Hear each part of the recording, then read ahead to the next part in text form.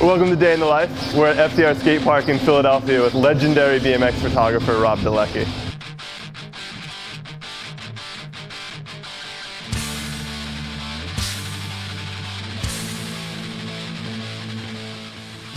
Tell us your name and what you do. Name's Rob Dolecki, and I ride BMX bikes. What's BMX bikes? BMX stands for bicycle motocross, and it's originally started when some kids were trying to imitate motocross, and then it just evolved from there. We started making bikes that were stronger, better, that were specifically built for BMX. Yeah. And then it evolved to beyond just BMX racing, whereas riding pools, skate parks, streets, and seeing what you can do on it. How long have you been riding BMX? Since 1984. I just look at it as something I like to do, and something I've done so long I feel so comfortable doing that the more I ride, the better it gets. For myself personally, I feel like I enjoy riding just as much or more now than I did when I was 12. A lot of times people that aren't familiar with BMX bike riding associate it with like what you see on TV at the X Games or contests, and while that's a part of bike riding, it's only an extension of it.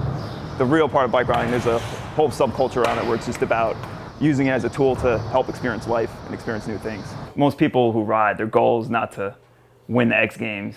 Their goal is to enjoy bike riding for what it is.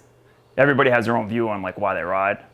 It just depends. Some people, it's nothing more than just pedaling down the street and hitting a curb jump. Hey, I'm not even pedaling, but like, I'm out of breath just from using my entire body. Yeah, it's like a full body exertion.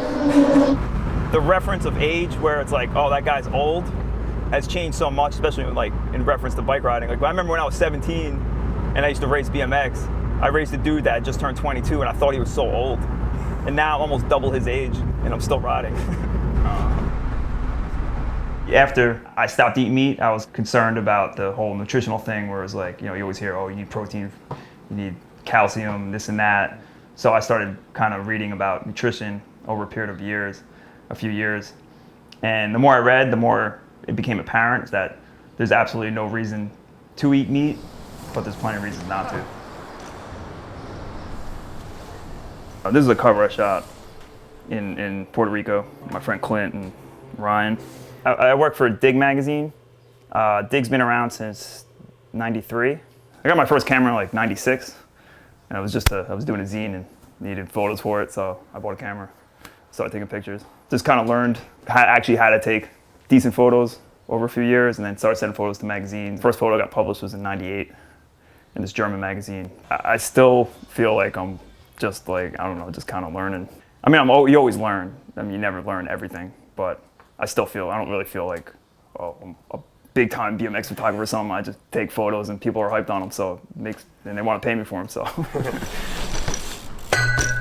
I'm traveling to some extent. I guess I'd say at least half the year. How do you make it work, being vegan and being on the road so much? To me, it's not that difficult. Worst case, there's a Subway or a Chipotle or a Moe's, and they have good options. Good enough for me, where I'm content.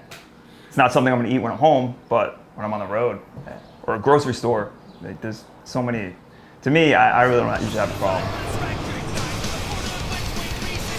Well, thanks, Rob. I appreciate you spending your day with us, getting me back on a BMX bike. It's probably been 8 or 10 years since I've ridden regularly. It was good to cruise again, and thanks for showing me Right Stream back in the end of '96.